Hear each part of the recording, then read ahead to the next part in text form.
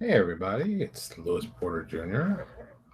on the volume there. Hey, whew, this is my tired look. If you did not know what this was, I've had a very long day and I'm exhausted. And I'm surprised I'm actually even still doing this video cast tonight. I'm so tired. But, I had to talk about some stuff because, hey, that's what we do here on this show. We talk about stuff. And one of the things I wanted to talk about tonight to make it kind of interesting, but to the point, even though we're talking about our membership drive, that's what the title is. Today we're going to talk about the letter that I got from One Bookshelf, which actually says everything that I talked about last night. And if you are a person involved, you should have gotten this, I assume. It came. Actually, let me see when it came. Because saw it earlier, and I was like, "Oh, look at this!" Yeah, at 3 o'clock Eastern Standard Time. They basically give you the whole, hot title product strip and what changed and how long they were doing it. And, it goes, and this is the part that I thought was important that people need to see and people need to understand. Why do we change it?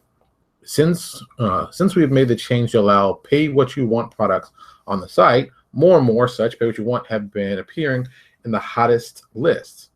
To that extent, some publishers complain about their higher investment at $10 or $15 PDFs getting crowded out by pay what you want. So in response, they ran some A/B testing to it in all the marketplaces over 5 to 6 months. The results were clear. In aggregate, it benefits more if we change to the hottest sales to dollar per day instead of numbered non-free orders per day. And this is where it's one of those kind of interesting ones. Obviously, publishers relying on pay what you want items or low priced items will not be benefited by this, but we have to make decisions based on all publishers and products. And again, here, the bottom line is the change increases publisher earnings. Okay, I get it. I understand it. And, I go back to my same statement of, okay, who's it really helping? And this goes back to my same argument I had from day one. Why do you have a $15 PDF? A PDF at $15 is ridiculous. I have ones that are, $12, and I still think those are ridiculous. But, most of my products are, anywhere between $2 to $5. I have, the Newex's book we just did and the Obsidian Apocalypse. Those books are that high because we actually spent a lot of money on those. Those are actually big cash money books. And for a small publisher, it's no big deal. But we see older publishers putting out old product they've already made and putting a $15 price tag on it. And it's like, oh, it's for $15. It's half the price. It's what half the price is what the cover price was. And you're like, dude, that book is at least 3 years old. How does it, the 3, I'm being nice, 10 years old. How are you putting, $15 in a book that's 10 years old? Well, it's not that it's 15. It's really, and they give you all kinds of excuses. I go back to the same concept of, look, if it's an old PDF from an old book that was done by you, decades earlier, you can't, $10 on it is ridiculous. Like right now, I'm looking at a product right now. I know this product's a black and white product because I have this product. I've had this product. This product has 98 pages in it altogether, including the covers. They want you to spend $10 on a book that was released. When was this book? When was this released? Let's see. It's Children of the Night Ghost Second Edition for Ravenloft, Wizards of the Coast. This is at least a 10-year-old book, more like 15 years old, and they still want you to pay. Oh, who am I kidding? 15? It's probably more than that. More like 20 years, and they still want you to pay $10 for it. And it's like, and then they put the price. This upsets me a little bit. They put the prices $18, little line through $9.99. We're giving you a discount. And it's like, dude, it's a 20-year-old PDF that you shouldn't put more than $5 on. And I mean, I'm just like, holy cow. That to me is it's just an odd pricing. It's just a very odd pricing for it. Some people like it. Some people are for it. I am not. I think pricing should be lower, if you can do it lower, but I don't think you have to gouge people on prices. And I think, $10 for a product that's that old is gouging. Hey, Dale. Hey, Jason.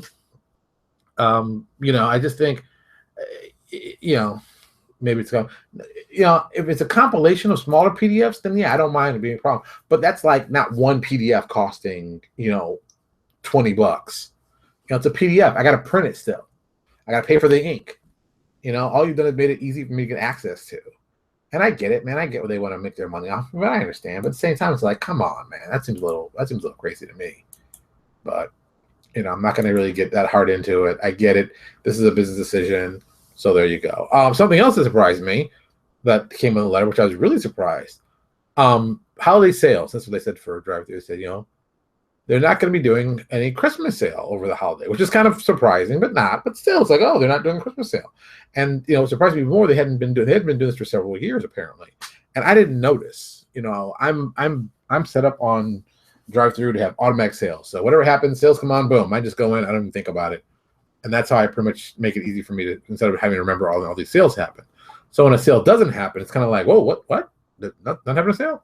So it's one of those kind of things. So we might do a submit sale then, since they're not doing one. We might be doing one, just something to get you guys interested, maybe something exciting. Hey, what can I say? It's one of those things. It's just one of those things. Just but the thing they can catch and take them in the yeah, that's true. It's always upsetting to me when the PDF market.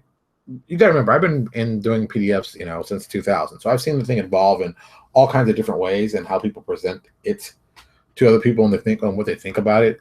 It really kind of makes me, it kind of makes it kind of weird for me. Because I remember when PDFs were not considered to be anything important. And now they're considered to be, oh yeah, you're going to charge $20, $15 for a PDF. And I'm just looking like, how do you charge that much for light?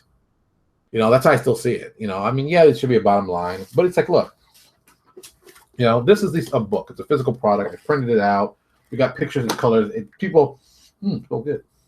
People did stuff to make this. PDF is like, the light way of this. So it's like, why does it cost so much? Why? Okay. OPP have a special place since they're OPP. Jason, there's no such thing as OPP books. There is nothing out of print in this day and age. There is nothing. Now with the invention of print on demand, the concept of out of print is inexcusably impossible. Sorry, nothing's out of print. Nothing can be out of print ever. It is always readily available. It can be easily converted to a printable material now with print on demand. If I see that anybody says, oh, it's out of print, we can't do anything about it, they're lying. They're lying. Because anything you can basically turn to PDF, you can send to a print on demand and print it out. It's just a file. It's just a file with information that you print. So out of print does not exist. Will never exist. Out of print is a concept from the, let me tell you how arrogant I'm going to be right now. Out of print is a concept from the 20th century. And we live in the 21st century. It's like, I can't imagine somebody saying, oh, that thing's out of print. I'm like, oh, come on. Out of print? Out of print? Nothing's out of print again. Yes. Nicholas, you're right. It would take a global apocalypse, and killing it. Yeah, because, nothing's out of print. Never going to be a concept. Anybody tells you something's out of print, they're lying to you. Why would I not print it? It's there for me. I can just put it up and boom, it goes. I can send stuff like that easily now, easier now than ever before. So, God, it's crazy like that. So, but if you're into the business side of this, that's what's going on. There you go. Oh, and all right, so I'll make this kind of quick since we're already at like 9 minutes. See how quickly the show goes? Get excited about something, get passionate, boom, show just goes. So, of course, we're doing our membership drive with our Patreon. If you're going to check out our membership drive, check out the link. Of course, I'll have it on the show descriptions. But I'm thinking about possibly maybe even cutting back some of the days for Transparency Agenda.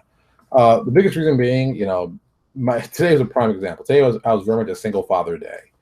I got up very, very early. I was at work by 7. Lucas was at school by 6:30.